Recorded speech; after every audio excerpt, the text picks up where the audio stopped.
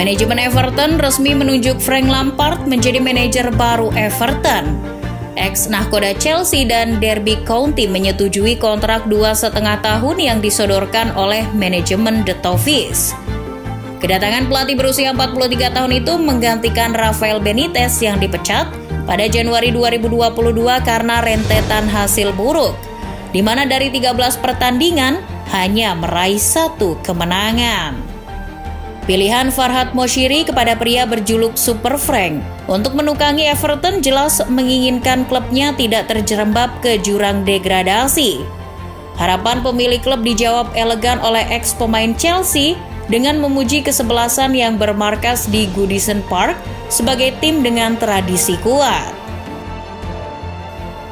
Merupakan kehormatan besar bagi saya untuk mengelola klub Everton. Saya sangat lapar untuk memulai pertandingan.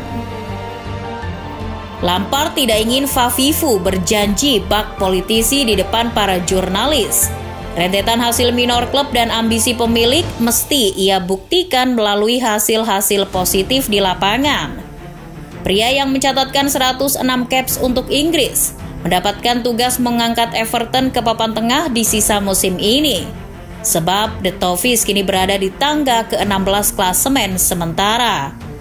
Bagaimana cara Frank Lampard melakukan pembaharuan instan di sisa musim ini untuk Everton? Langkah Lampard di Goodison Park berjalan dengan 2 opsi. Pertama, menggunakan tenaga pemain muda yang sebelumnya telah digunakan oleh Rafael Benitez. Di Everton, ex-pelatih Derby County akan menggunakan pemain muda seperti Nathan Patterson, Anthony Gordon, Lewis Dobbin, dan Jarrad Brandwaite. Dari 4 nama pemain tersebut, Anthony Gordon merupakan pemain di bawah 23 tahun yang telah diberi kepercayaan memainkan 20 laga dengan menyumbangkan 2 gol dan assist. Berposisi sebagai midfielder right maupun left, pria berusia 20 tahun memiliki kemampuan tembakan jarak jauh yang apik dengan membukukan 9 shots on target. Kepiawaian pemain berkebangsaan Inggris untuk urusan short pass juga telah membubuhkan 111 kali dengan rataan 12,7/90. Meski hanya nongkrong di urutan ke-9 perihal short pass, capaian ini lebih baik ketimbang pemain di usia sebayanya di The Toffees. Catatan ini menjadi kurikulum vitae baginya untuk mendapatkan menit bermain lebih di bawah asuhan Lampard yang menyukai pemain left atau right midfielder dengan kemampuan menusuk ke area kotak penalti dan melakukan tembakan untuk memecah kebuntuan. Lalu Nathan Patterson yang masih berusia 20 tahun diprediksi akan mendapatkan tempat sebagai fullback kanan. Ia akan bergantian dengan Seamus Coleman. Lampard bakal melihat kelebihan Nathan Patterson sebagai punggawa muda yang memiliki kekuatan untuk membantu serangan dan bertahan sama baiknya. Nama-nama seperti Lewis Dobbin yang baru dimainkan 2 kali dan Jarrad Brandwaite 4 kali bisa jadi pelapis Richarlison maupun Garay. Lampard tak perlu pusing mencari pengganti sebab memberikan menit bermain kepada pemain muda akan menambah pengalaman dan jam terbang. Kedua, opsi mendatangkan pemain dengan melakukan pembelian Dele Alli dari Tottenham dan Donny van de Beek pinjaman dari Manchester United. Nama pertama merupakan andalan Tottenham Hotspur yang 2 musim terakhir melempem. Kepindahannya ke Everton jelas menginginkan menit bermain untuk mengembalikan sentuhan ciamiknya di area serang The Toffees. Pada musim 2020-2021, ia hanya mencatatkan 15 kali bermain dan menurun di musim berikutnya, sebanyak 10 kali tampil. Torehan tersebut menurun drastis semenjak ia didatangkan dari MK Dons 2015-2016. Namun kemampuannya layak masuk line up Lampard sebagai pemain tengah dalam skema 4-3-3 atau 4-2-3-1. Di tengah, ia mampu melakukan akselerasi melalui dribble individu yang bakal memancing lawan untuk melakukan press.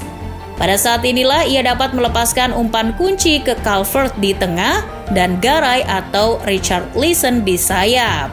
Nama kedua merupakan andalan Ajax Amsterdam yang diboyong Manchester United. Nasibnya 11-12 dengan Dele Alli. Semenjak mendarat di Old Trafford, ia hanya mendapat kesempatan 27 kali merumput dengan torehan sepasang gol dan sebiji assist. Jumlahnya menurun drastis semenjak berseragam The Red Devils. Padahal Donny memiliki kualitas yang cukup bagus. Di tengah, ia kerap melakukan blok terhadap progresi build-up lawan. Ia juga mempunyai kualitas umpan kunci yang mengubah dari fase bertahan ke menyerang. Kepiawaian ini mirip dengan Jorginho di Chelsea. Donny van de Beek rasa-rasanya diperlukan dalam puzzle taktik Lampard. Frank Lampard dikenal pelatih yang sering menggunakan formasi 4-3-3 atau 4-2-3-1 atau 3-4-3. Gaya permainan yang bakal diterapkan kepada anak asuhnya berupa penguasaan bola dan melakukan press secara intens terhadap lawan. Penguasaan bola ala Lampard akan dimulai sejak build up dari belakang. Proses ini berdampak pada lini belakang menjadi pemain yang sering melakukan umpan. Hal tersebut tercermin dalam debutnya menukangi Everton saat melawan Brentford. Dua pemain belakang Everton, Keane dan Holgate, berperan dalam melakukan progresi umpan. Di tengah, Lampard hobi menggunakan double pivot dan satu attacking midfielder untuk melakukan progresi serangan. Alan akan memainkan peran Kante jika Lampard memilih 4-2-3-1. Pemain asal Brasil itu memiliki kesamaan dengan Kante dalam gaya bermainnya. Kompatriotnya Abdoulaye Doucouré dilaporkan akan absen selama sebulan akibat cedera. Posnya akan dihuni oleh Donny van de Beek untuk mengubah situasi bertahan ke menyerang dengan kesiapan progresif pas yang dimilikinya. Wajah Dele Alli, Alex Iwobi, Andre Gomez akan bergantian mengisi pos tersebut untuk melakukan umpan dan dribble ke penyerang maupun sayap kanan. Layaknya Lampard saat menjadi pemain, posisi ini juga diberikan kebebasan untuk melakukan tembakan jarak jauh demi memecah kebuntuan saat melawan tim dengan pertahanan blok rendah. Sayap kanan dan kiri akan dihuni nama-nama seperti Richarlison, Demarai Gray, Andros Townsend, Anthony Gordon, dan Anwar El Ghazi.